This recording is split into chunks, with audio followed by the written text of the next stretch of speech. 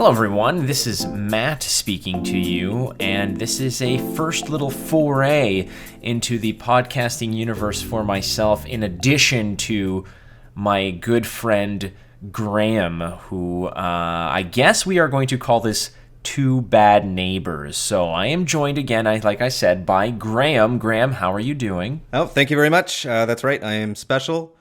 I think that's the best way we should start this. Well, that is the criteria, because I don't think that there's any type of actual credentials that are needed for you to be an actual participant to this obviously stupid discussion that we're about to have. Because I haven't seen the actual question, neither have you. Is that correct? That is correct. I have not seen the question.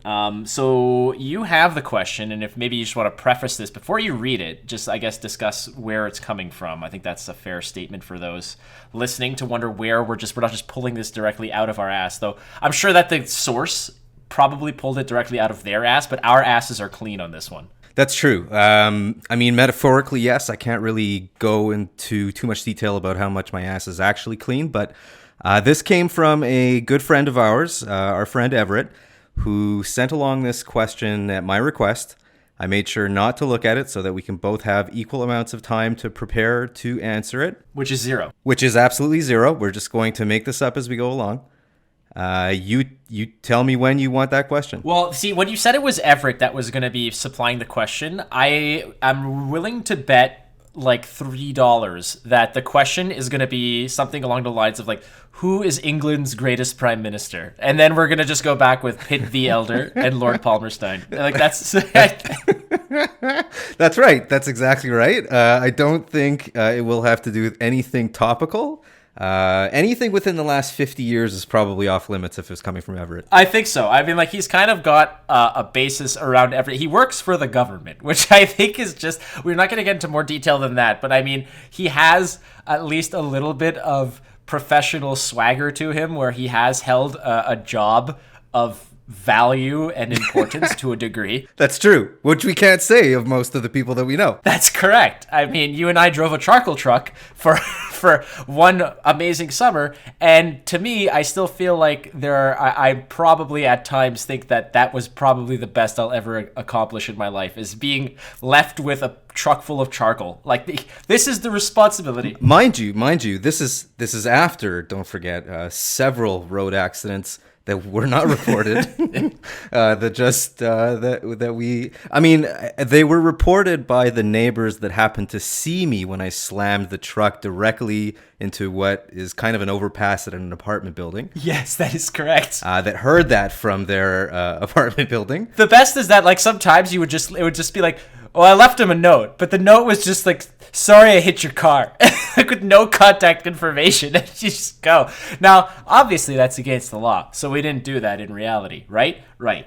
No, that never happened, of course. Never, ever happened. So my name is Trent, Trent, and you can contact me at trent@gmail.com. Trent Taxton. That's correct. Also, we'll just sort of close this tangent on the fact that the best ever was after backing into like a 1999 Honda Civic like hatchback with a 15-ton truck, was you just parked the car perpendicular to like a one-way road and just defeated with your head on the steering wheel, saying, fuck it, I can't do this. I'm done. I'm like, you can't be done. You have to remember that at the time, that car was nicer than either car that we had ever owned, ever. Oh, absolutely. That was a big deal. Not only did I just cause an accident, did not feel it, by the way. You don't feel accidents in a truck. Those of you listening, you don't know that you're actually doing it. It just happens. But then when you do get a glimpse of the fact that you destroyed someone else's property, and that property was, at the time, better than anything I could have ever aspired to get, it is depressing. It's a little, you're a bit hard on yourself. You've destroyed something that, by most standards, is not a huge achievement, but to you is this monumental, goal that you've been trying, because your 92 Golf that, had, I don't know, like, never, like, you ripped the handle off of it. That has keys that we could exchange into your Sentra, by the way. I don't think I ever told you this, but I remember when I had started there and you were telling me about, okay, you're there to help, and if I back up, like, do this with your arms for me to turn the wheel left, and this with your arms to turn the wheel right, and guide me, like, to back up in these tight spots. I was like, yeah, fucking, yeah, of course, shut up, let's go. Let's go get some Doritos and go have fun. Anyway, while you were backing up, I had no fucking clue what to do with my arms, to tell you to stop, to go. I was just like, fuck it. It looked like I was landing a plane, and in my head, thank God that my stupidity stopped there, because I was considering just, like, standing between you and the truck as you're backing up and then put my hand to the side so you could see it, and then you probably would have killed me if I had been 1 foot to the right. But I was smart enough. I wouldn't have felt it. No, you would have not known. I would have been dead. Yeah. And we wouldn't be here to read Everett's question, which I think we should get to now, because... Absolutely. So, by all means, my friend, just reveal to us what Everett's hypothetical question is. Okay, let's see. We already talked about what we expect from Everett. Here's the question. Yeah, it's like draw dignity. That's not a question, Everett. Aha. If you could travel anywhere with any person at any time, where, who, and when? And he even provides an example here underneath. He goes, e.g., Berlin, Hitler, 1946, period. Just to piss him off. Just right after. That's actually, first of all, Everett, that's an excellent question. And your example is amazing, because it's just like, the war is over. And then we just like, hey, Hitler, let's go just check something out real quick. Like we left the oven on in your apartment. We got to go check that out real quick. Like, that's the best part, because you think that you'd want to go down a route with this question where you could either make a grand impact about it, right? Where you're making you're awing a large group of people, or you can maybe change things for the better, wherein you have an impact for the future. But Everett's suggestion is, let's just embarrass Hitler. That's correct. Do you want to go first on this one?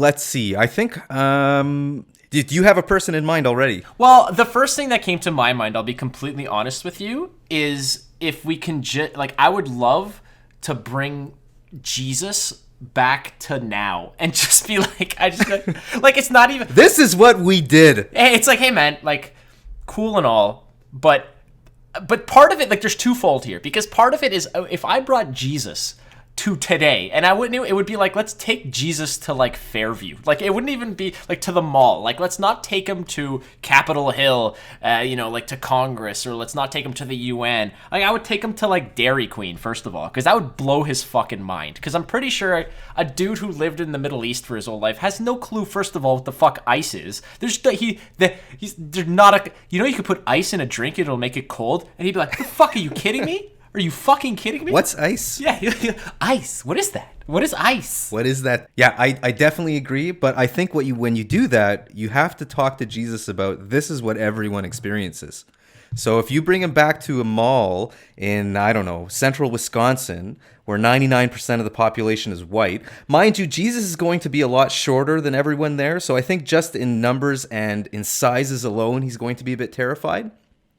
But please make sure that you demonstrate to him just how boring everyone's life is. So be sure to point to the people on the bench and say, they're the ones that are looking at their phone and scrolling, and say to them, this person is important. This is a representation of the smartest among us. You have done your job. Honestly, if we brought Jesus back, half the people would be like, well, he's not Logan Paul, so fuck that guy. That's kind of what worries me about it, is that the impact of bringing back one of the greatest... Look, whether he was divine or not, that's not what's up for debate here. He has a ginormous, absolutely tremendous impact on society today that is not debatable. If you bring him back and go ask Kyle to fucking... He'd be like, well, what's his fucking Instagram? Like, I don't know where he is. Like, I don't fucking care. First of all, the first thing I thought of when you mentioned about, like, he'd be a little bit shorter, and obviously he's Middle Eastern. That's just a historical fact. Mm-hmm. He'd probably be a darker complexion. Wait, what? Yeah, he did not look like Fabio, like most of standard, I guess, pop culture representations of Jesus, where he's like this white guy with flowing hair and abs and shit. Like, No, there was no Tybo back in, the year 0 or the fuck that was from. But the way I just picture it, it would probably take about 6 months before somebody of that complexion and stature would be working at Aldo selling shoes, like guaranteed. I just feel like that's where he'd be. Like he's like 5'6". He's got probably dark hair. You just give him a quick quaff. He's got the beard, and he's before long he's trying to upsell you a belt with your fucking loafers. Now, see, that's the thing. Aldo is an interesting choice as one who is usually depicted as wearing sandals only. I don't know if he would be able to sell my wife a pair of high heel shoes. I don't know if he'd be able to go there. What would Jesus recommend you pick for a high heel shoe?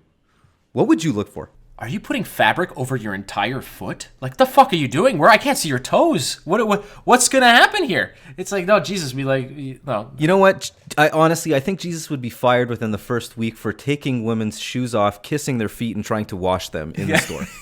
Yeah, Jesus would be the first he would suffer so hard from the Me Too movement immediately. It'd be like, you can't touch people. I'm healing them, my child. Doesn't fucking matter, Jesus. You can't go around and go yeah, I get it. She had breast cancer, but do you understand why touching her there is wrong? Yes, but I healed her of her illness. Jesus, you have you're in court right now. I can't tell a lie. Doesn't matter, Jesus. Now, again, we're assuming that Jesus speaks English in this timeline, which he probably did not, and then would not get the job at Aldo in the first place. Okay, so we've established that taking Jesus to Fairview to work at Aldo is that's our line of thought here. Now, but that's the first place we would bring him. Frankly, I said Dairy Queen because ice and ice cream would blow his fucking mind. Like, it would absolutely just rattle him real hard. But part of it is if you bring him to now, you are either doing one of two things. You are bringing him there as a divine figure to do his miracles and do whatever the fuck he does and walk on water and then talk to the people who misinterpret him and whatever and set that shit straight. Or you bring him back and where he's like, motherfuckers, all that shit was just stories. Like, you ever go, when your buddy talks about, how he banged, 16 chicks in college, but really it was 2, and, that kind of just gets, it snowballs into a bigger story over and over and over. I feel like it's one of the two scenarios, and I think that would probably have the most impact, because also I'm selfish, and I want things to change in a timeline where I'm on, so. As you should. I mean, if it's going to impact anyone, I think it should impact us and make sure that going forward through the rest of our lives, it doesn't suck as bad. Oh, but how good would it be to have Jesus on that truck with us delivering charcoal, where every time you crashed into something or you nicked some car, that's what he's used for. It's like Jesus's body shop.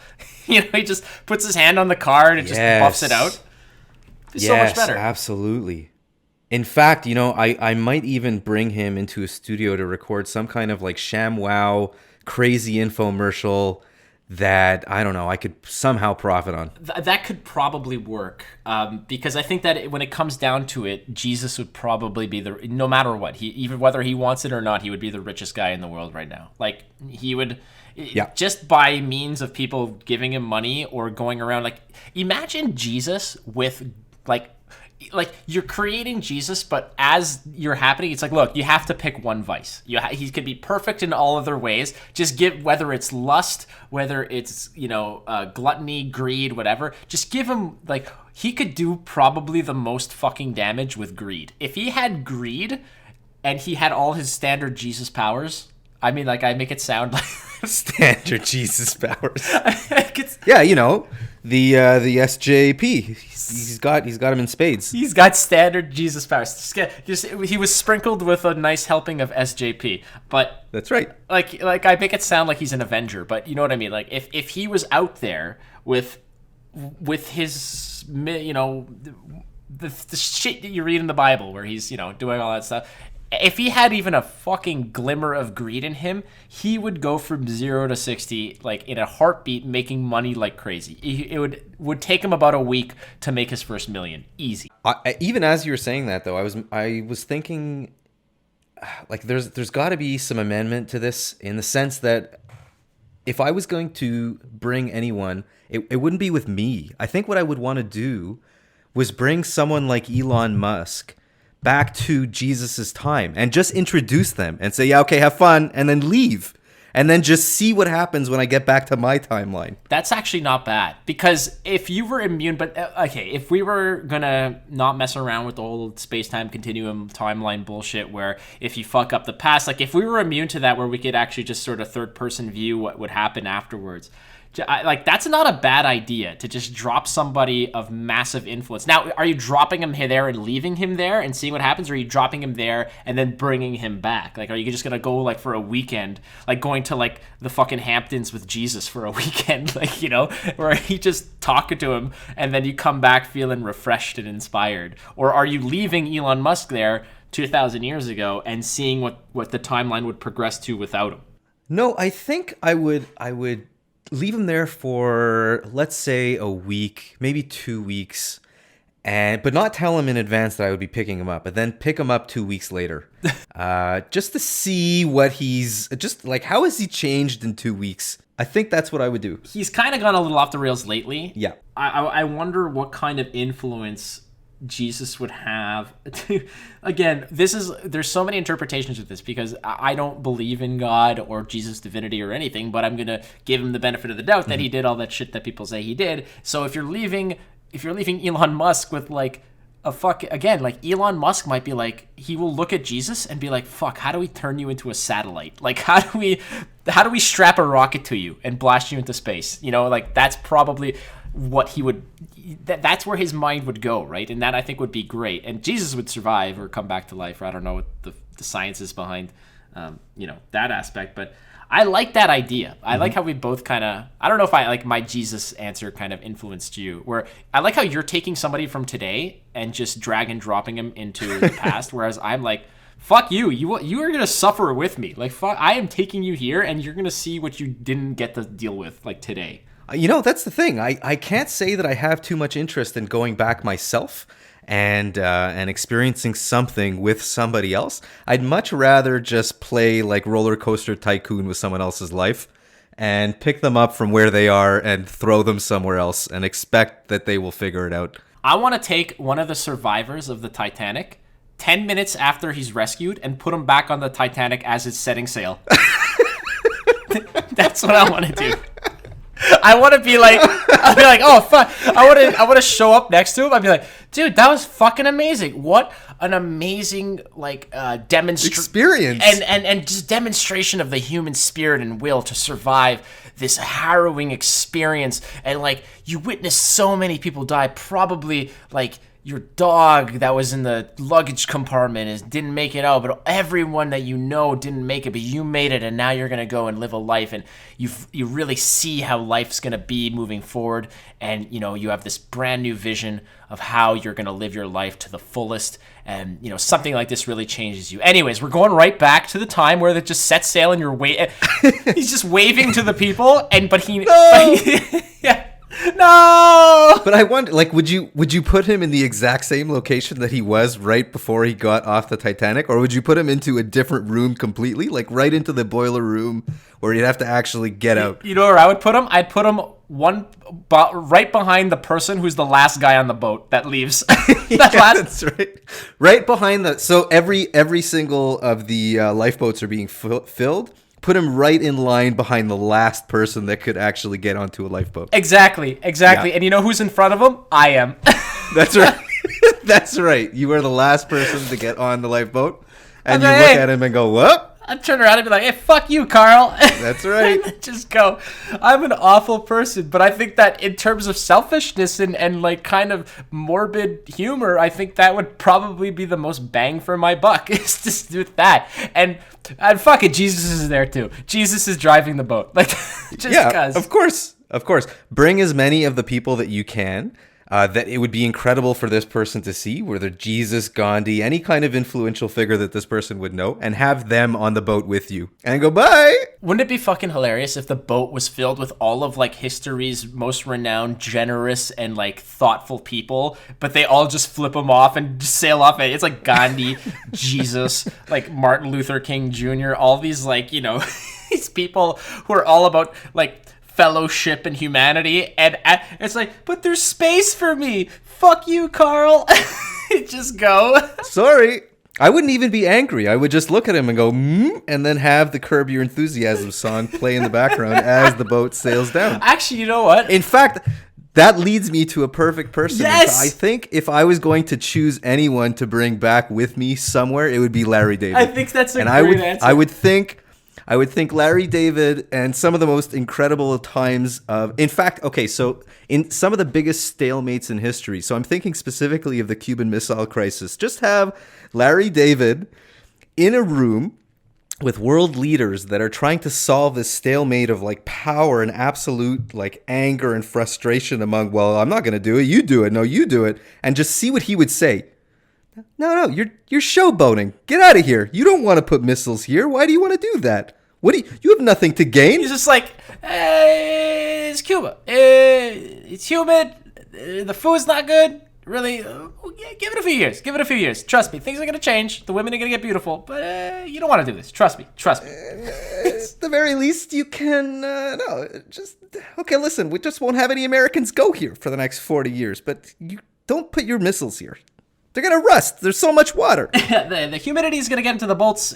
Nothing's going to work. Trust me. You go Japanese. Japanese, can't go wrong with Japanese. And they're like, oh, Japanese. Just put them all in Mongolia. They're landlocked and it's closer to you. No one's going to go in Mongolia. Who's going to go there? You just suggest Japanese because they make good cars, and then it just influences the Americans to bomb Nagasaki and Hiroshima, and he's at fault for that. This is a whole season of Curb Your Enthusiasm. If you could make a season of Curb where he's back in like the past, oh my god. I think Larry David would do more damage than anything because his life is just as like... But the thing is, it wouldn't matter. At the end of the season would be nothing changes. It doesn't matter because Larry David doesn't care. That's true. I think you're right, because he would learn nothing at the end of it all. He would just be the same guy. Oh, man. I always envisioned this. I had this idea where if I were to ever write if I ever were to write a Curb Your Enthusiasm episode, it would be where he meets like a midget, like a little person, and he's asking them if they shop in the children's clothing section and then he's like, no, Larry, like we buy our clothes at a specialty store. Yeah, but you could save money buying from the kids section. Yeah, we're not children, Larry. We're adults. Yeah, but I know, you buy his shoes over here. You're getting them specially made. Frankly, it's a waste of money. We have the expression, if the shoe fits, it fits you. So if the shoe fits, just put the shoe on and buy it. It fits you. Does the shoe fit? Then buy it. Why are you wasting more money? Oh, my God. Okay, I think we could both agree that Larry David would probably be such an ideal person to just bring anywhere, frankly. That's it. If I could have a season of TV where each episode is Larry David in a different time, just talking to different world leaders and regular people, for that matter, about what their life is and why it's bad and why they should do things differently, that's what I would do. I would just be like, he's there and like Hitler's talking and he's just like, can you believe this prick? He's just going on and he's just... First of all, look at that mustache. Okay, you're gonna trust a guy who can't even take care of his own face? Like, it's just. I mean, he stopped halfway. His hair is so perfectly coiffed, and then he goes halfway down his face, and he stops. What is he doing? What do you go to the barber and you put it on layaway, and you don't shave the whole mustache? We need to go back for the rest later. That's right. He's figuring some of the chemicals. He'll take care of the rest. Oh, my God. Oh, God. All right. Well, I think that we've both decided that no matter what we do, it would not be for any type of positive benefit from like a humanity perspective. It would literally either just be for our own curiosity or our own entertainment. Absolutely. I think that's fair. I think that's the only reasonable course of action in this case. I can't get the vision out of my head of just 1 second I'm consoling this frozen and wet and frankly just glad to be alive human being who just survived the Titanic wreck, and then in a snap of a finger he's sailing off and I'm waving to him from the docks saying like, bye. Yeah, absolutely. No, I think that's good. And the other thing you could do is, if you wanted to, assuming we can transport other things other than people, if you took Amelia Earhart and then transported her in her flight where she got lost to hit this guy who just got off the Titanic the second time and kill him, and that would be the end of him. Yeah. That's great. See, like, now we can combine our our quote unquote wishes here, or whatever our hypothetical situations would be. That would be pretty damn good. Or like the guy flying the Hindenburg. Yeah. Or the guy who lights the match on the Hindenburg, or whatever the hell happens there. But again, who would be the best person to put there would be Larry David. I think you're right about that. Do you want to do that? You really want to have a cigarette right now? Come on. Yeah. Come on. Do you hear my voice? You hear how high my voice is? That's not going to go well. It's not going to go well for anyone. What do you think? That's a medical condition? That's in the air. That's in the air. You think this thing that's going in my voice right now, that's influencing how I speak, is going to be bad for Wouldn't it be funny if that whole scenario is how he's cold and it's like somebody in the airship has a window open and that's the guy who's smoking out the window, so there's no like issue, and Larry's like, it's a little cold, maybe you want to close the window, and then the helium gets in. Right. Well, I want to say thanks to Everett for submitting this question, which Graeme and I absolutely embarrassed ourselves with, because frankly we have no morals, I suppose, is what we've learned today. That's true. But it was definitely a fun discussion, and hopefully we'll have more. So if anybody out there wants to send us, Graeme and I, another, I wouldn't say it's necessarily a hypothetical question, but some sort of scenario that you want Graeme and I to absolutely bastardize, please go for it and contact us, or we'll just go. Yep, I'd like to thank you, Matt, for giving me this opportunity. I learned absolutely nothing, but it was fun.